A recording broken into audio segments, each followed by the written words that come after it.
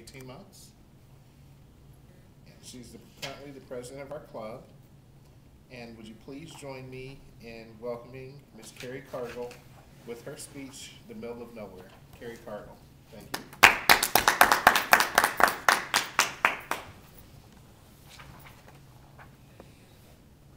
Several years ago, I had the privilege of participating in an event called Becoming Outdoor Women. For those of us who enjoy describing Michigan, we're here. Actually, did I get that right? We're here. And I was up here in Upper Peninsula, Michigan. It's an absolutely magical weekend where women come together and start to learn how to do traditionally male outdoor activities. There is hiking and orienteering and using a chainsaw, using a gun, archery, you name it, that's part of the weekend. It's very, very empowering.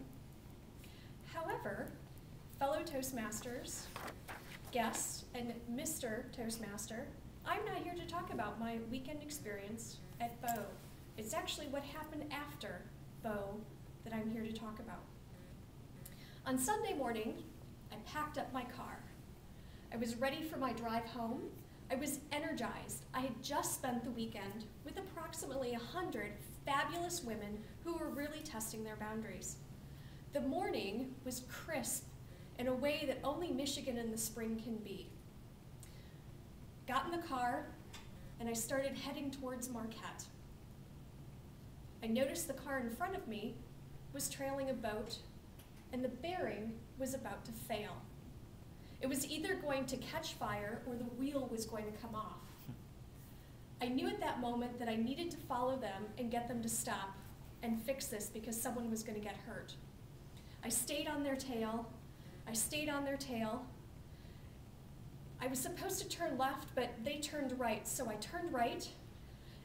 And just when I thought I was going to catch them, they went through the light, and I didn't make it. I lost them. I was 5 minutes out of my way. I figured, not a big deal. I can just turn, get back on the road, and start going again.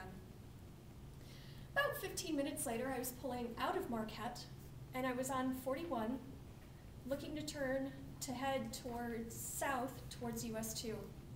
I was approaching the middle of nowhere. There was a quick rain shower, and a deluge of water came down and then disappeared. I was listening to Depeche Mode on the radio, and for any of you who listen to 80s techno music, the beat of the music goes from very light to very heavy, and it really reflected how the sun was peeking in and out, making the day bright and then making the day dark. All of a sudden, I came upon a car accident. A tiny SUV had crossed the line and been T-boned by an old Ford pickup truck.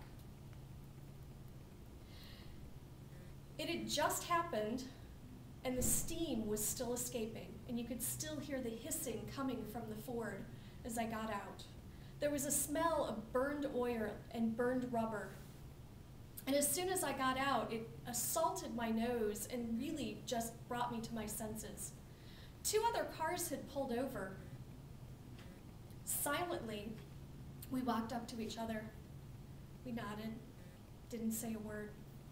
Simultaneously, we all pulled out our cell phones. We looked. I had Verizon, no bars. Sprint, no bars. T-Mobile, no bars. We were truly in the middle of nowhere. We had no idea what we were going to do. One of the women was a medic, or had been trained to be a medic, so I grabbed the first aid kit out of my car and gave it to her, knowing that all she could do was triage people, but at least we could start doing something. And at that point, I just started thinking, what can I do? We have to do something for these people. I wasn't from the area. I could drive for miles and have no idea where I was going and find no one. It was not going to be the answer. Thought for a moment and went, well, you know, I've been able to send text messages at times when I've never been able to make a phone call, so I tried something. I sent a text message. I sent a text message from middle of the nowhere UP down to Mason, Michigan, over 400 miles away. It's been an accident. I'm fine. We need help. The person I contacted in Mason called 911, was transferred to the dispatcher up in Marquette, and they sent help. I was amazed, I was shocked. But at this point, I needed to do something because the adrenaline was going to start kicking in and I was going to start just uncontrollably shaking. So I went over to the person who was working on or looking at the man in the SUV. He didn't have a single mark on him, but she just shook her head. He was gone. She said as we walked over to the pickup truck, you need to cover him so when EMTs do arrive, they don't waste their time on him. She went to work on the young woman who was making noises in the pickup truck. As I passed, I looked at the driver and realized that we didn't have to check on him. The engine block had literally crushed him. There was no hope. I continued to walk by the truck, and the impact of the crash had literally popped the top off the back of the truck like a zit, and all of its contents were spread on the side of the road. They must have been moving because it was essentially all of the contents of a house. So I grabbed the beach towel, took it over, and covered the man. As I was coming back, and at this whole time it had been completely silent to me, and I looked, and there was a police car, and an ambulance, and a fire truck, and there were noises all of a sudden, and I realized that there was just lots of people moving and running around and taking care of things. And I stopped. I wasn't a professional. I couldn't do anything to help these people. Should I leave? That's when a policeman came up and asked me a few questions, and he dismissed me from the scene. Quietly went back to my car, got in. I drove a few miles down the road to a rest stop, got out, and in a stupor walked in to clean myself up.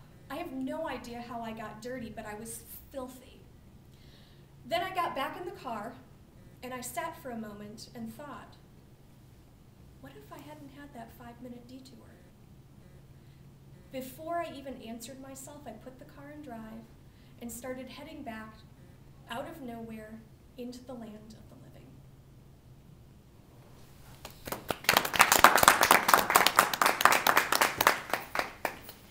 Thank you, Carrie. 1 minute to complete your evaluations. Greg, will you get to count?